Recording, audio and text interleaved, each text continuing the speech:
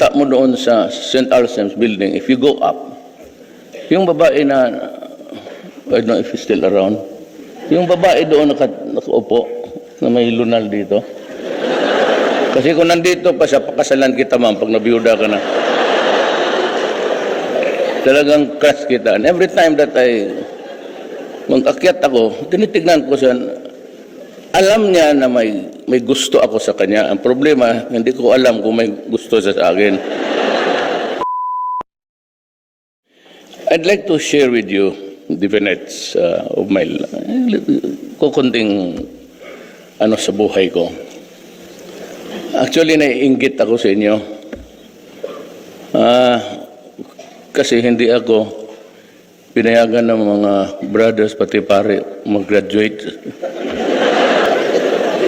I was not allowed to take part in the graduation exercises because on the last days of for the year, mag-graduate na, we're practicing yung ensayo ng kung paano ng diploma, to take a bow. And then suddenly, there was this happening inside the school. Huwag na natin pag-usapan yon. Kasi magagalit yung pare, pati. So I got expelled. So I was not allowed to join the graduation. So ako naman umuwi na lang sa Davao because at that time, expelled ako. Ang nanay ko nagtanong, sabi niya, Rodrigo, kailan ba ako pupunta ng Maynila?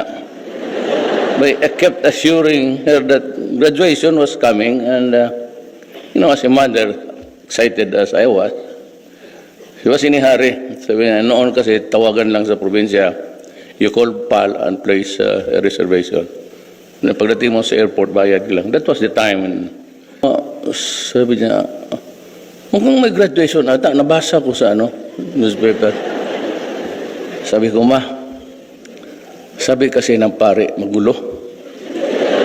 Magulo talaga ang Mindiola noon.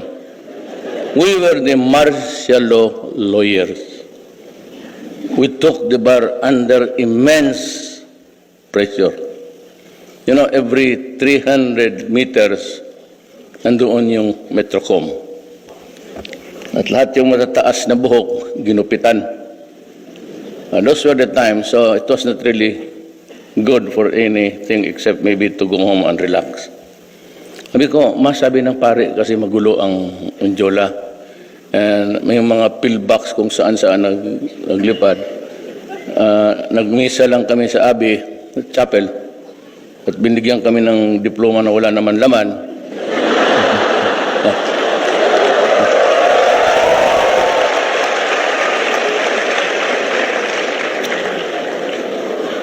Para sabihin lang na graduate, definitely the graduation will take place.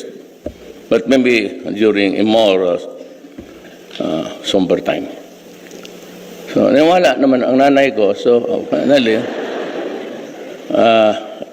on review, the faculty sa law, San Beda, decided to pardon me and allowed me to take the bar. Kasi kung hindi na ako certified, paano makakuha that I have graduated in the course of the College of Law? So I was allowed to take the bar. I was certified as a graduate. So nakakuha ako ng bar sa awa ng Diyos. Pasa naman kami. 73, I became a lawyer. Kaya diyan ako nag-oath noon. Many years after, I don't know if they're still around, may crush kasi ako ng isang istorya lang man ito.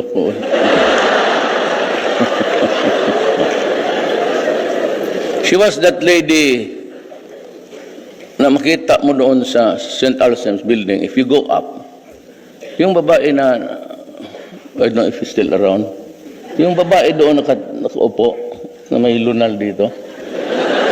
Kasi kung nandito pa siya, pakasalan kita ma'am, pag nabiyuda ka na.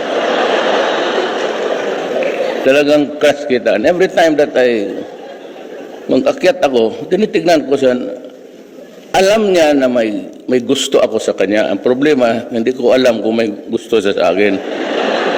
From a distance. But she knew that I was her admirer. So yung pag-akyat mo, mayroon yung window, parang, I don't know if it's the cashier, pero doon sa left side, paakyat. Ma'am, if you are still around, can I just maybe shake your hand? I don't know, teacher. So, many years after, wala man tayo mag-go. After my speech, nobody talked. Oh, so would you rather that we go home? Pwede mag-chismis muna tayo dito. Istorya mo lang itong graduation kasi. Many years after, pumunta sila sa Church of Transfiguration. You guys from San Beda, if you have time, you travel to Bukidnon. There's a church there called the Transfiguration Church. And every afternoon, yung mga monks natin kumakanta. But every time that I passed by, in the years that I was mayor of Davao, dumadaan talaga ako, makinig lang ako sa kanta nila. And how they can sing. So, pumunta doon ang mga teachers, they called it immersion, I do. But the late Father Lacson was with them. Tapos usap sila na, yung sa Davao was just a few more kilometers, Davao ka na. So sabi nila, punta tayo ng Davao. Kasi yan si Mayor Bedan. But at that time, I was in Taiwan. Ang problema, pagdating doon, there's a small community of Bedans. Walang, most of them are graduates of inferior schools. One in Diliman, the other one is in Padre Paura. Kukunti lang kami taga San Beda, but one of them was the Aquino family. Quite rich until now. So siya nag-blow out. So lahat ng Bedan niyaya. Nagsiputan doon lahat. Sabi na wala man si Mayor, we will invite the mother. Mama ko pumunta noon. Nung nakausap, pinakila, Father Lacson, ito yung nanay ni Mayor Duterte. Sabi ng nanay ko, Father, yung graduation nila Rodrigo.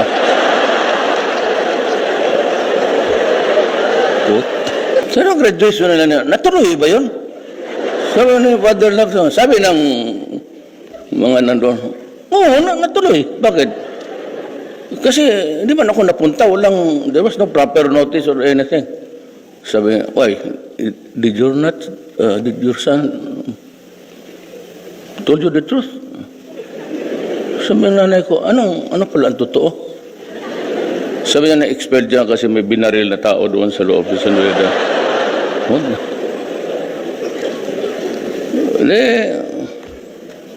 Nung pagdating ko, I was confronted by my mother.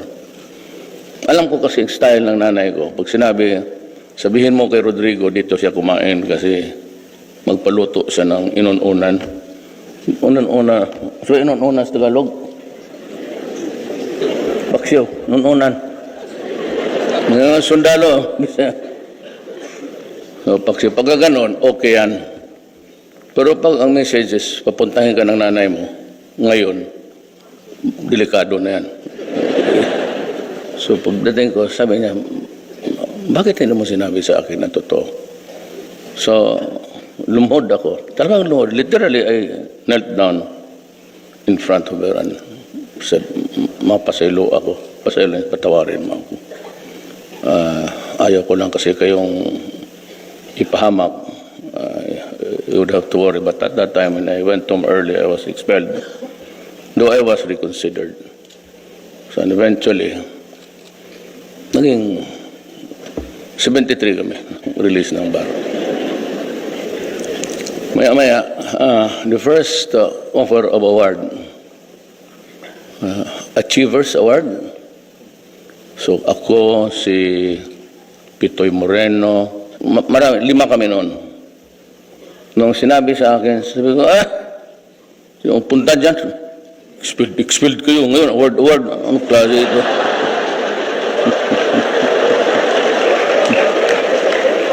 So, hindi ako pumunta. Tapos second time, kita-kita kami nila, Fred Lim. So, bakit di ka sumipot doon? Pinatawad ka na nga, ikaw pa yung suplado. So the next time I was given this award, sumipot ako. Tapos, this is my first time with you actually. But yung previous alumni, kita-kita kami, I was awarded. Karami kong, you know what, hindi ko kayo niluloko ha. Sa pag-aral ko ni Tansan, walang nagbigay sa akin. Ngayon, yung San Beda, may ito yung trophy.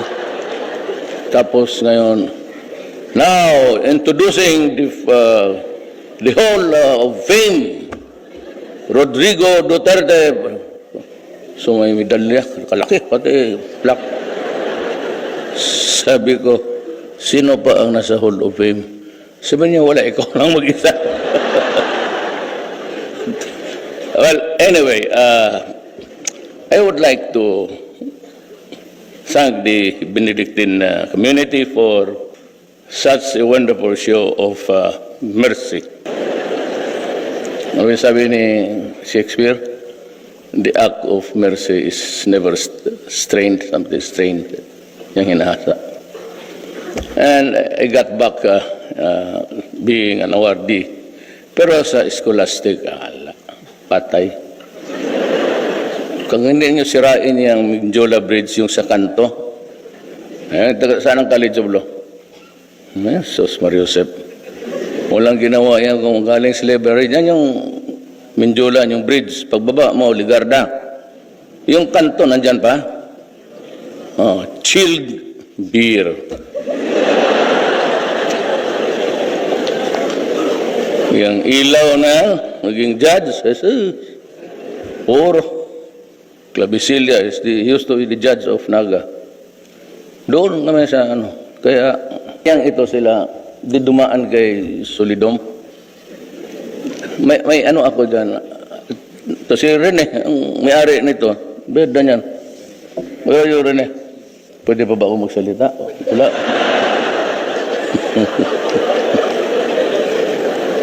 Wala man akong iyabang. Walang medalya, wala lahat. So, ito na lang yung kasi late tag din ako eh. Noon is Veronica. By the way, si Bastian, yung youngest son ko, beda niyan. Walang ginawa kung hindi maghabol ng babae. Hanggang ngayon. Kagaya na trabaho na tatay niya noon. So this one is worse.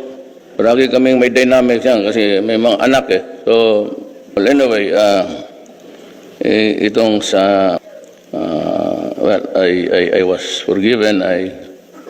Yun ang platform ko. I was proud to be called the Bedan. Itong anak ko, gusto na rin mag-aral dito. Gusto niya magtira dyan. Sabi ko, you're better off with your mother sa Davao. Sabi niya, pa, yan bang matanda na yan nandyan sa kabinet mo? Sabi ko, sino na? Yan yung matanda na Bisaya. So, si Leonor Briones. So, yan. Di ba, Bisaya yan? Sabi ko, sabihin na, ano man nakain niya? Bakit hinabaan niya itong kurso namin K-12?